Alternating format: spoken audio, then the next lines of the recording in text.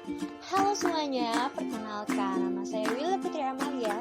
Saya merupakan mahasiswi dari Pendidikan Masyarakat Universitas Negeri Jakarta. Pada kesempatan kali ini, saya akan menjelaskan tentang edukasi konsumen. Yuk kita belajar tentang edukasi konsumen. Disimak baik-baik ya. Edukasi konsumen. Informasi spesifik subjek. Pada tahun 70-an dan 80-an, kami belum berhasil mengedukasi konsumen kritis. Dalam mengedukasi konsumen kritis ini, kami mungkin tidak dapat memikat semua konsumen untuk sikap konsumsi yang berorientasi pada keberlanjutan. Prinsip dasar edukasi konsumen. Konsumen di abad ke-21. Masalah dan kebutuhan. Selama beberapa dekade, konsumen di sebagian besar negara Eropa merasa terlindungi oleh langkah-langkah politik, meningkatkan hak-hak konsumen, dan kontrol pemerintah yang ketat ini menyebabkan situasi konsumen yang hanya menyadari peran mereka di pasar. Perkembangan dari filosofi perlindungan hingga filosofi informasi di wilayah Uni Eropa membuat konsumen berhadapan dengan masalah serius, yang dimana mereka harus menunjukkan kompetensi yang memungkinkan mereka untuk bertindak seperti konsumen yang sadar. Tujuan edukasi konsumen. Pendidikan konsumen yang sukses tidak boleh mengarahkan konsumen dan tidak boleh menggunakan larangan atau perintah. Ini bukanlah ketentuan untuk membeli lebih banyak atau dukungan untuk pembelian produk tertentu. Itu juga bukan instruksi untuk meninggalkan konsumsi. Ini adalah bagian penting dari pendidikan umum yang membantu konsumen membuat keputusan secara sadar untuk menetapkan prioritas, membentuk kehidupan sehari-hari mereka secara berkelanjutan, dan menggunakan sumber daya yang ada dengan hati-hati.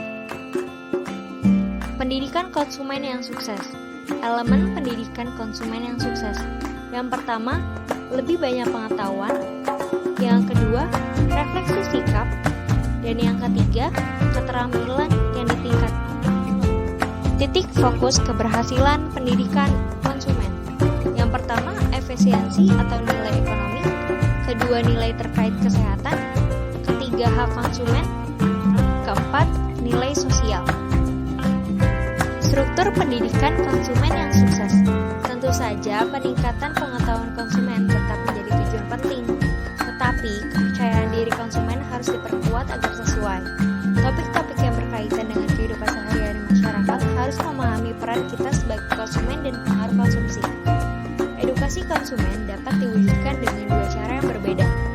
Yang pertama, secara langsung.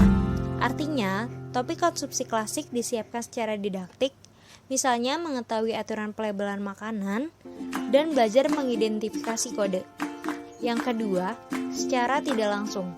Contohnya, dalam pengajaran bahasa asing, topik yang berhubungan dengan konsumsi seperti bagaimana mengungkapkan keluh konsumen dipilih. 3 prinsip pendidikan dasar tentang validitas antar budaya perhatian kita yaitu: yang pertama, tanggung jawab pribadi atas keputusan konsumen sendiri harus diterima. Yang kedua, introspeksi diri terhadap sikap konsumen harus mengarah pada perubahan perilaku.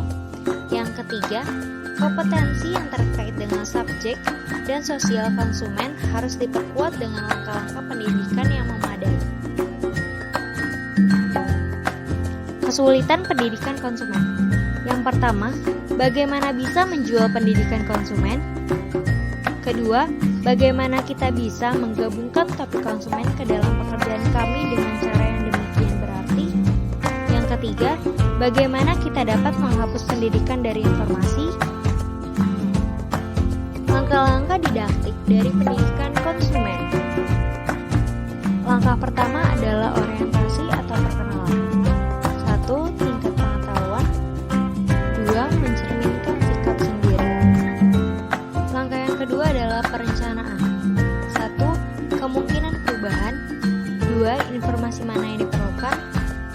Yang ketiga, metode yang mana atau metode apa yang akan dilakukan. Langkah ketiga adalah tindakan. Menjalankan langkah dan menjalankan metode. Langkah terakhir adalah mengevaluasi keberhasilan, kemunduran, dan tindakan. Gimana nih teman-teman setelah kita melihat bareng-bareng. Semoga bermanfaat untuk kalian semua ya.